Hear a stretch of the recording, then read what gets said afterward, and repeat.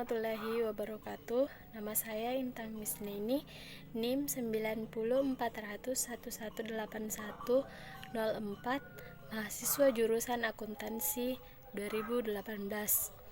Jadi di sini saya akan membawakan dua materi. Yang pertama yaitu konsep dasar e-bisnis, kerjasama global dalam sistem informasi manajemen, dan yang kedua yaitu isu sosial dan etika dalam teknologi informasi.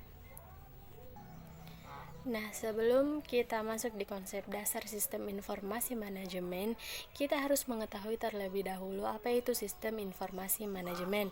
Jadi, sistem informasi manajemen adalah sistem perencanaan bagian dari pengendalian internal suatu bisnis yang meliputi pemanfaatan manusia, dokumen, teknologi, dan prosedur oleh akuntansi manajemen untuk memecahkan masalah bisnis seperti biaya produk, layanan, atau suatu strategi bisnis. Nah, kita memasuki konsep dasar sistem informasi manajemen. Secara simpelnya, sistem informasi manajemen memiliki konsep dasar seperti yang pertama, ada data yang akan diolah. Yang kedua, ada instrumen untuk mengolah data tersebut. Yang ketiga, ada mekanisme dalam pengolahan data. Yang keempat, data yang telah diolah akan menjadi informasi. Yang kelima, informasi disajikan kepada pengguna. Yang keenam, pengguna informasi akan menggunakan sesuai tujuannya. Nah, dan untuk lebih detailnya, konsep dasarnya terdiri atas yang pertama, konsep informasi, yaitu hasil dari sistem informasi manajemen yang berasal dari kumpulan data-data mentah yang kemudian diolah oleh sistem sehingga menghasilkan informasi yang berguna. Yang kedua, konsep manusia, yaitu pihak yang merancang, mendesain, membangun, mengoperasikan, dan yang menggunakan sistem informasi tersebut.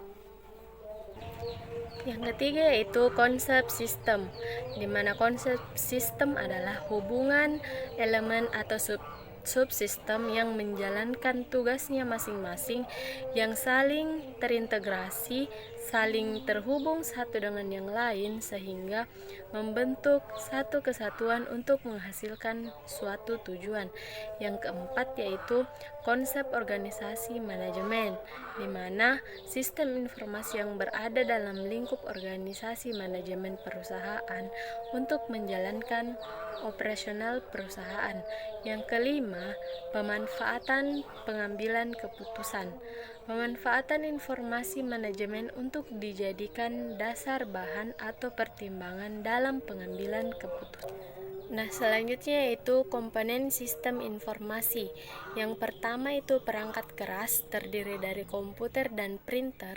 Yang kedua itu perangkat lunak, yaitu instruksi yang membuat perangkat keras bisa memproses data. Yang ketiga yaitu prosedur, yaitu aturan yang dipakai untuk menjalankan sebuah proses data.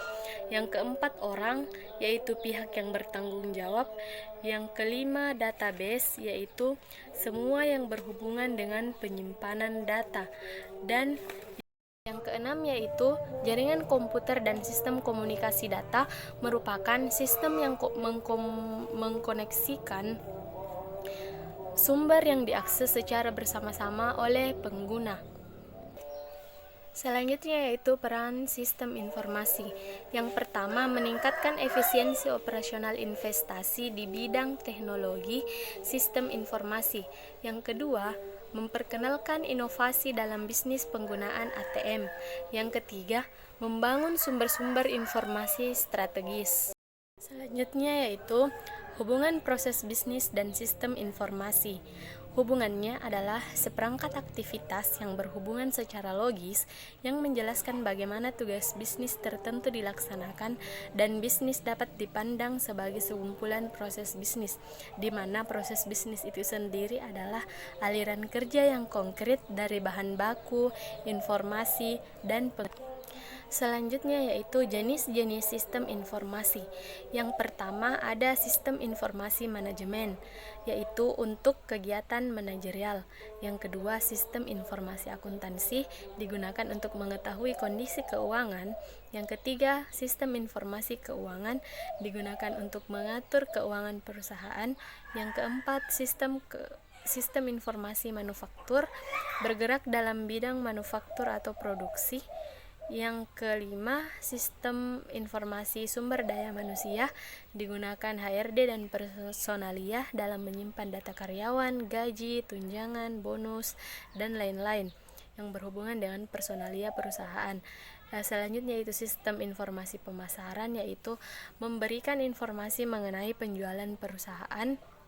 Dan yang terakhir, sistem informasi eksekutif. Ini digunakan oleh petinggi-petinggi perusahaan.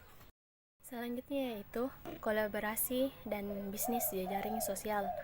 Kolaborasi merupakan suatu proses partisipasi yang melibatkan beberapa orang atau sekelompok organisasi untuk kerjasama untuk mencapai tujuan organisasi, atau lebih singkatnya bekerja sama dengan orang lain untuk mencapai tujuan bersama yang jelas.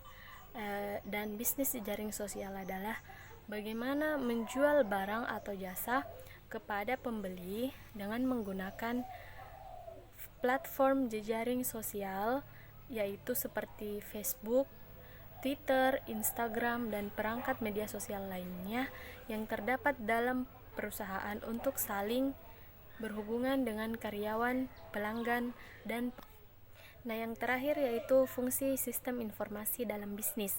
Yang pertama yaitu pemrosesan transaksi, di mana di sini digunakan dalam menghitung harga agar tidak memakan waktu yang lama dan peluang kesalahan perhitungan menjadi lebih kecil.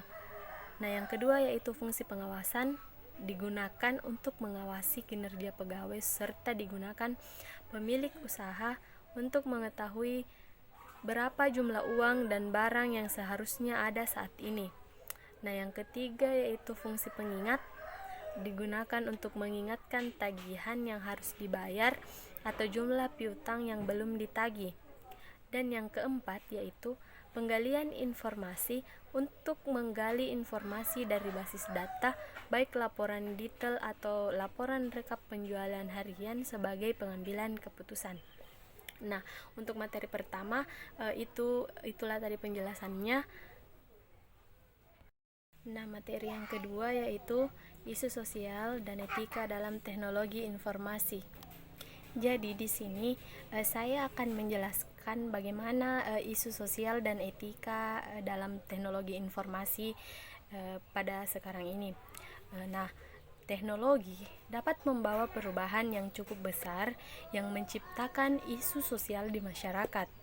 Sistem informasi secara online menimbulkan tantangan baru yang menimbulkan juga dilema etika, di mana di sini orang-orang bisa memilih apakah dia akan menggunakan informasi secara positif atau dia menggunakan informasi dalam hal-hal negatif. Inilah dilema etika yang terjadi. Dengan perkembangan teknologi sekarang, tantangan baru yang menimbulkan dilema etika dapat memperluas jangkauan individu maupun organisasi dalam bertindak. Etika dalam teknologi informasi itu berperan untuk menekan hal-hal negatif yang mungkin bisa terjadi. Makanya seseorang itu harus selalu memperhatikan etika-etika dalam menggunakan teknologi, karena sekarang semakin canggih teknologi, orang-orang yang ingin menyalahgunakannya itu akan semakin banyak. Makanya dalam teknologi informasi itu harus diperhatikan berbagai etika. Di sini etika itu dirangkum dalam 5 dimensi moral.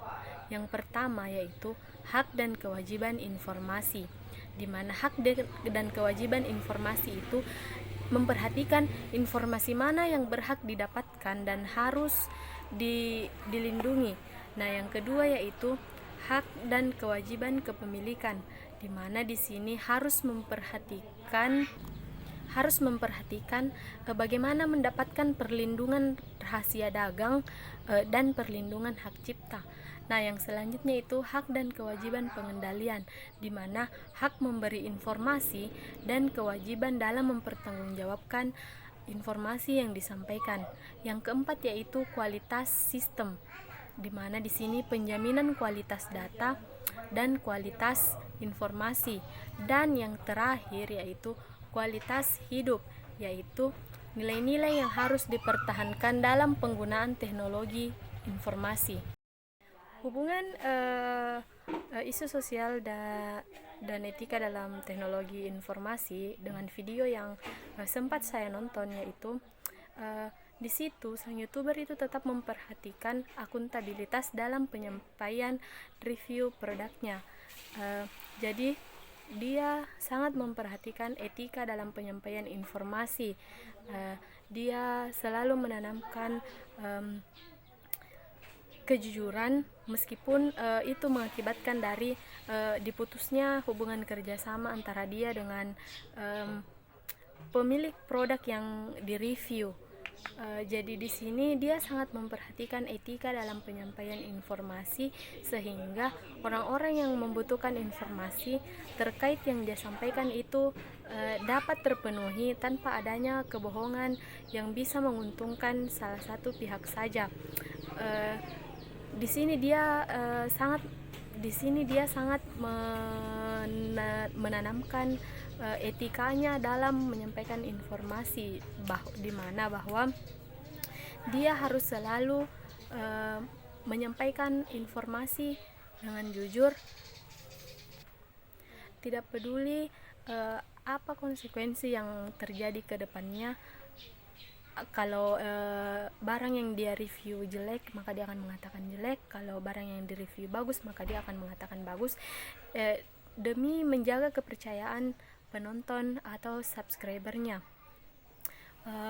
Terima kasih, mungkin hanya itu yang dapat saya jelaskan mengenai isu sosial dan etika dalam teknologi informasi. Kurang dan lebihnya mohon dimaafkan. Assalamualaikum warahmatullahi wabarakatuh.